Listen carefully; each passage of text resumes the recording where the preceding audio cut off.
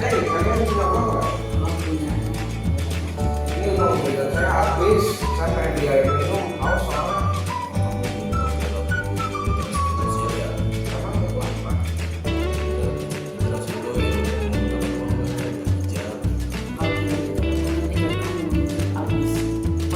cara berperilaku finansial gimana? Apa yang kamu ketahui tentang literasi? Apa yang dimaksud dengan literasi finansial? Literasi sesungguhnya tidak hanya berkaitan dengan aktivitas membaca dan menulis saja, namun mencakup juga kemampuan dalam memahami berbagai aspek kehidupan. Seseorang yang memiliki kemampuan literasi adalah seseorang yang dapat mengelola dengan baik berbagai jenis informasi saat menjalani kehidupannya sehari-hari. Oleh karenanya, kemampuan literasi itu sangat penting dikembangkan untuk mendorong kecakapan hidup. Literasi finansial atau literasi keuangan sesuai dengan namanya adalah kemampuan dalam memahami dan menerapkan pengetahuan mengenai pengelolaan keuangan dalam kehidupan sehari-hari. Sebelumnya, terdapat pandangan umum yang keliru di masyarakat yang memandang jika kemampuan mengelola keuangan hanya diperlukan oleh orang kaya atau orang yang memiliki uang yang banyak. Padahal, literasi keuangan diperlukan oleh siapa saja, terlebih lagi bagi orang yang memiliki keterbatasan penghasilan untuk mendapat mengatur pengelolaan keuangannya menjadi lebih efektif dan efisien. Literasi finansial diperlukan untuk memastikan seseorang agar dapat menggunakan uang serta kekayaan yang dimilikinya dengan tepat dan bijak.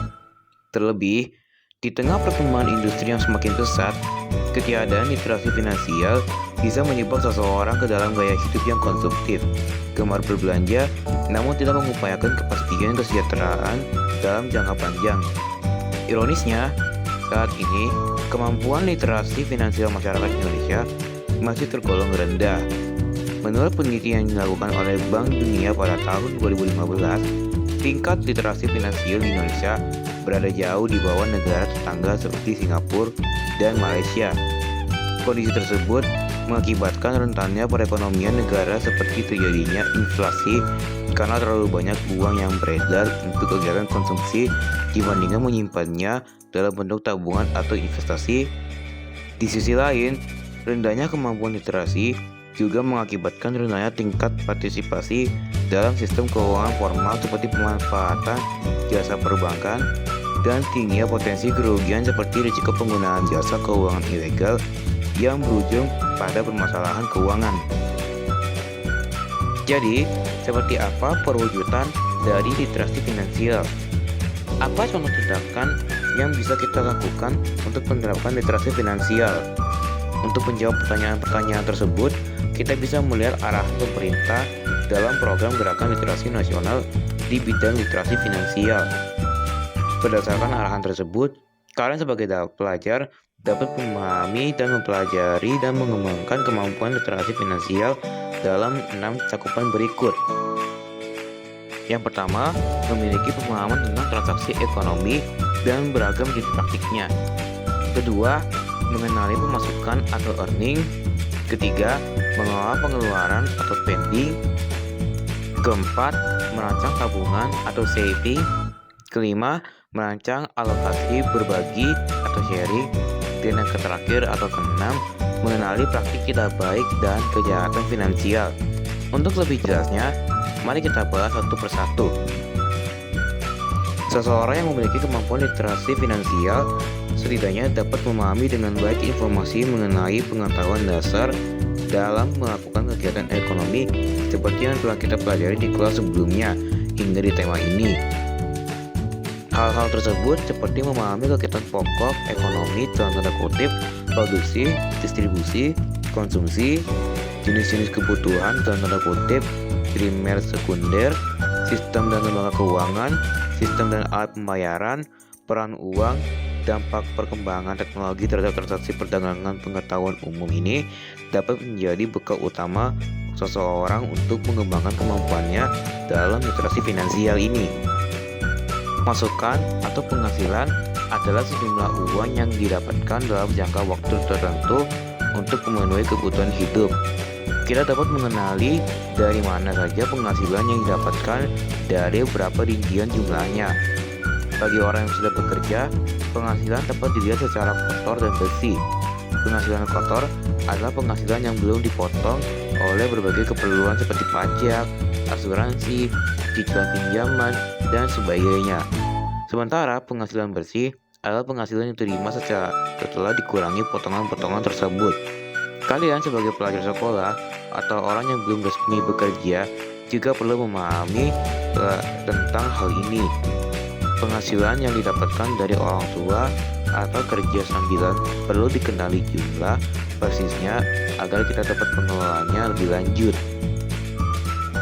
Setelah mengetahui rincian dan jumlah pasti penghasilan, maka kemampuan yang diperlukan selanjutnya adalah mengelola pengeluaran dengan cara membuat anggaran belanja. Meski sudah sering kita dengar, nyatanya hanya sedikit orang yang secara konsisten dapat mempraktikkan kemampuan ini. Padahal, membuat anggaran belanja merupakan hal penting untuk memastikan agar kita bisa belanja dan menghabiskan uang sesuai kebutuhan dan kemampuan. Anggaran belanja digunakan untuk merencanakan berbagai pengeluaran jangka pendek dan jangka panjang. Pengeluaran jangka pendek adalah pengeluaran untuk memenuhi kebutuhan dalam satu atau beberapa hari, seperti membayar ongkos kendaraan umum atau membeli makan siang.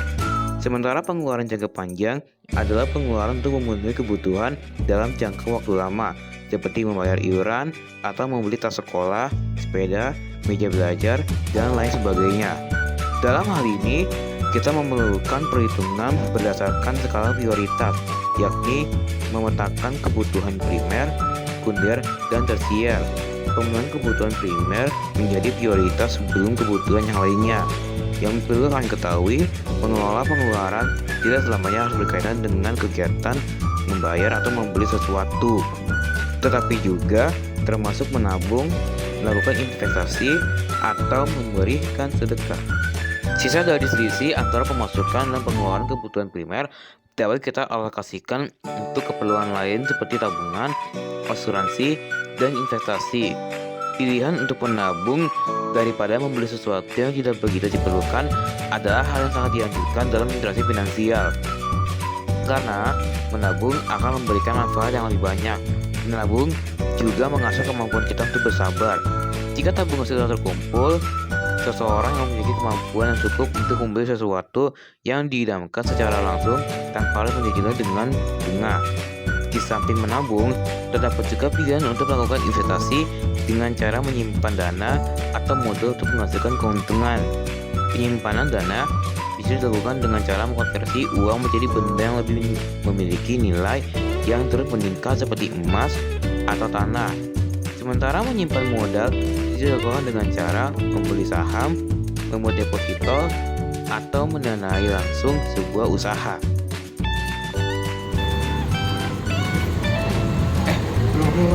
Lu duit bulanan udah kan?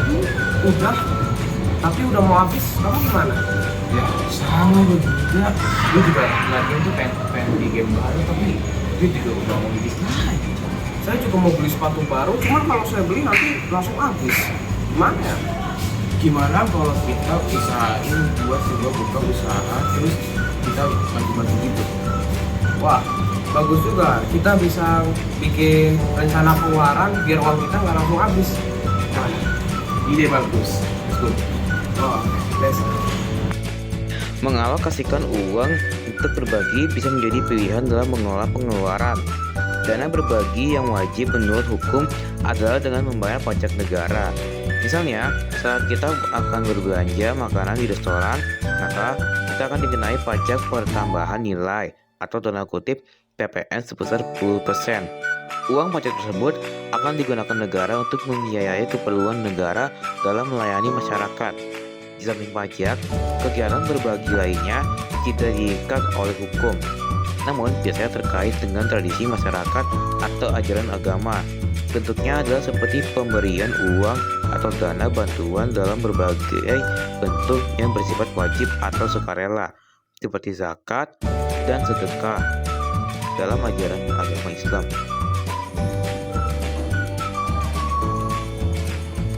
Ibu ya, saya mau nanya, kenapa Anda habis beli gado? Pajaknya berapa ya? Jadi pajak itu ngambil 10% dari barang harga yang kamu beli, yang juga adalah contoh sharing dalam proses finansial. Jadi dana yang diambil 10% dari kamu itu digunakan untuk fasilitas pemerintah, misalnya sekolah, rumah sakit, sama jalan raya. Oh gitu. Baiklah, terima kasih ya. Udah sama-sama. Hal terakhir yang tidak kalah pentingnya terkait dengan kemampuan literasi finansial adalah mengenali praktik penyalahgunaan keuangan seperti modus atau cara yang sering dilakukan dalam tindakan penipuan atau korupsi. Pemahaman mengenai hal ini penting agar dapat memindahkan kita untuk menjadi korban atau pelaku dari tindakan penyalahgunaan keuangan yang dapat merugikan orang lain. Oh, ini lagi kredit. Apa itu? Ini buat HP murah di ini lumayan kan. Awas itu bisa penipuan kayak gimana? Nanti pas kamu disiplin nanti bisa diambil semua uangnya. Soalnya ini punya website-nya bisa dipakai aplikasinya. Oh, bisa gitu ya. Makasih ya Salman. Aku aja